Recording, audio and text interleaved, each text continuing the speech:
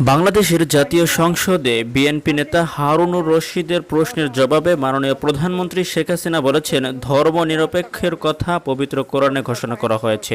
রাসূল সাল্লাল্লাহু আলাইহি ওয়াসাল্লাম আমাদেরকে সে শিক্ষাই দিয়ে গিয়েছেন। তিনি পবিত্র কোরআনের সূরা কাফিরুনে লাকুম দীনুকুম ওয়ালিয়া দ্বীন এই আয়াতের রেফারেন্স দিয়ে এসব কথা বলেছেন। সময় আমাদের বিএনপির একজন নেতা প্রায় অনেক কথা বলেন, তো আমি তার কয়েকটা কথা একটু জবাব না দিয়ে পাচ্ছি না। তিনি বলেছেন কোরআন শরীফে নাকি ধর্ম নিরপেক্ষতার কথা নাই।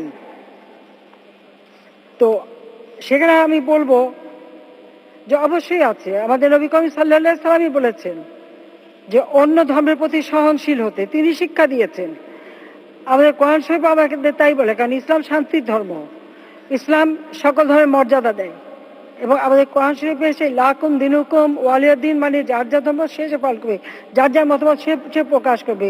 এটা প্রকৃতপক্ষে ধর্মের নিরপেক্ষতাই আসে। এটা যতই তিনি অস্বীকার করুন, যেভাবে তিনি ব্যাখ্যা দেন, কিন্তু এটা হলো বাস্তবতা, যুগ যুগ ধরে এটা চলছে এবং এটা সব সময় রয়েছে। হ্যাঁ, অবশ্যই যার নিজের ধর্ম পালনের কে সবসময় গুরুত্ব দিতে হবে, কিন্তু অন্য ধর্মের প্রতিও সহনশীল থাকতে হবে। এদিকে ধর্মনিরপেক্ষ মতবাদে বিশ্বাসী এ বিষয় নিয়ে অনেক আগে থেকেই বাংলাদেশের আলেম সমাজ কথা বলে আসছেন। অনেক আলেমই বলেছেন, ধর্মনিরপেক্ষ মতবাদে বিশ্বাসী তারা অনেকেই কাফের কিংবা কুফরি করেছেন। তাহলে যারা বলেন ধর্ম নিরপেক্ষ, হলো বর্তমান বাংলাদেশে সবচেয়ে বড় কুফরি, সবচেয়ে বড় আল্লাহকে অস্বীকার করার সবচেয়ে বড় মাধ্যম, যেটাকে আমরা সবাই বিশ্বাস করতে বাধ্য অথবা মানতে বাধ্য। কোরআন বলে আফাতু মিনুনা বেবাদুল কিতাব ওয়া তাকফুরুনা বিবাদ। ইহুদিদেরকে ভৎসনা করা হয়েছে, তোমরা কি আল্লাহ নাজিলকৃত কিতাবের কিছু অংশ মানবে আর কিছুকে অস্বীকার করবে। ফামা জাযাউ মান ইয়াফআলু যালিকা মিনকুম ইল্লা খিজয়ুন ফিল হায়াতিদ দুনিয়া ওয়া ইয়াউমাল কিয়ামাতি ইউরাদ্দুনা ইলা আশাদ্দিল আযাব।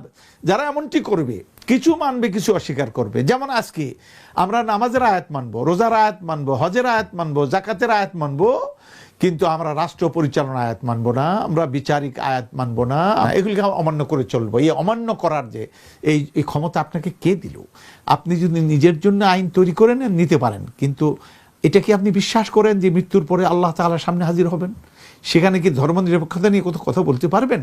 কারণ সেদিন ওয়াল আমরু ইয়াউমাইদিন লিল্লাহ, সেদিন চূড়ান্ত সিদ্ধান্ত আল্লাহরই। মালিকি ইয়াউমিদ্দিন, তিনি সেদিন বিচার দিবসের তিনি মালিক।